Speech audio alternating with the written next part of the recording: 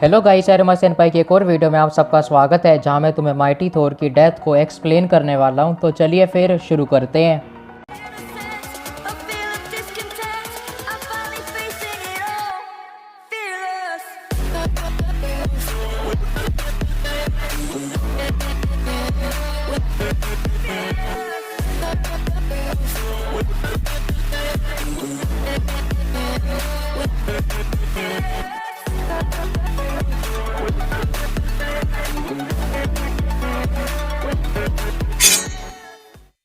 Movie में हमें दिखाया जाता है कि जेन फोस्टर को स्टेज 4 कैंसर है, बट वो उसे कैसे हुआ इसका रीज़न नहीं दिया जाता। लेकिन कॉमिक्स में जब जेन फोस्टर ईथर यानी रियलिटी स्टोन से कांटेक्ट में आती है तो उसकी वजह से उसे कैंसर हो जाता है। बट एनीवेज मूवी के अंदर हमें दिखाया गया है कि जेन को पिछले 6 महीने से पता है कि उसे कैंसर है एंड वो एरिक सेल्विक के साथ इस कैंसर का क्योर ढूंढ रही है, बट वो लिटरली इम्पॉसिबल है। लेकिन इसी वजह से वो अपने साइंटिफिक करियर को आगे बढ़ाती है एंड बहुत फेमस साइंटिस्ट बन जाती है। लेकिन पास्ट में थोर ने ओडिन की तरह म्योनिर पर एन्चांटमेंट करी थी कि म्योनिर हमेशा जेन फोस्टर को प्रोटेक्ट करेगा एंड इसी वजह से म्योनिर के टुकड़े जो होते हैं वो जेन फोस्टर को पुकारते हैं, यानी जेन को म्योनिर की आवाज़ें सुनने लग जाती है, क्योंकि म्योनिर की रिस्पॉन्सिबिलिटी है जेन को प्रोटेक्ट करना। एंड उसने रियलाइज़ कर लिया है कि जेन की लाइफ डेंजर में है एंड वो इसी वजह से जेन फोस्टर टूर ग्रुप लेके न्यू एसगार्ड में एंट्री लेती है, जहाँ पर उसे म्योनिर के टुकड़े मिलते हैं जो प्रोबेबली थोर ने वहाँ पर रखे होंगे।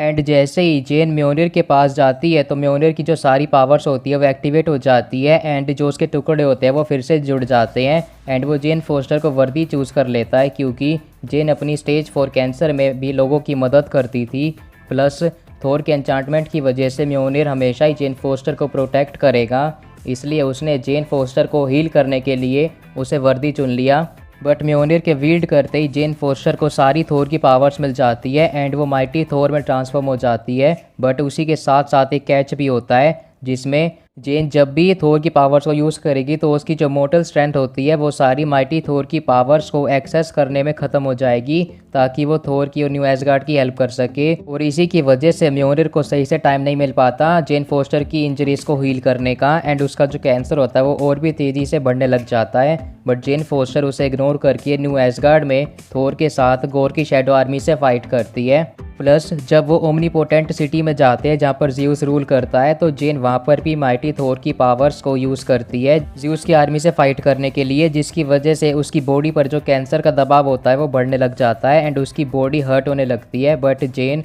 उसे भी इग्नोर करके थोर की हेल्प करने लग जाती है और शैडो रेल में जाके गोर द गॉड बुचर के साथ थोर की हेल्प करती है फाइट करने में एंड वहाँ पर उसकी बॉडी का डैमेज जो होता है वो स्पीड पकड़ लेता है। और जब थोर अपनी टीम के साथ वापस न्यू एसगार्ड में रिट्रीट करता है तो थोर को रियलाइज़ होता है कि म्योनिर की पावर्स माइटी थोर की डैमेजेस को हील नहीं कर रही एंड ऊपर से थोर और माइटी थोर का जो रिलेशन है वो लव वाले एंगल में जा चुका है फिर से एंड उनके आपस में जो डिफरेंसेस है वो दूर हो चुके हैं। इसलिए थोर अपनी लवर को कहता है कि वो घर पे आराम करे, मैं जाके बच्चे उठा के लाएगा। मतलब उसने इस टोन में तो नहीं कहा था, पर तुम समझ लेना। एंड क्योंकि थोर अकेला फाइट करने चला जाता है गोर द गॉड बुचर से एंड गोर नेक्रोस वॉर्ड और स्टॉर्म ब्रेकर को यूज़ करके थोर को ओवर पावर कर लेता है एंड उसे मारने वाला होता है। पर तभी वहाँ पर जेन फोस्टर की एंट्री होती है, जो एक बार फिर से माइटी थोर में ट्रांसफॉर्म हो चुकी है, जो वैल्करी के घोड़े पर बैठकर फिर से शैडो रेल में आती है थोर की हेल्प करने के लिए एंड वो उसकी हेल्प करती है गोर द गॉड बुचर से फाइट करने में। एंड क्योंकि माइटी थोर फिर से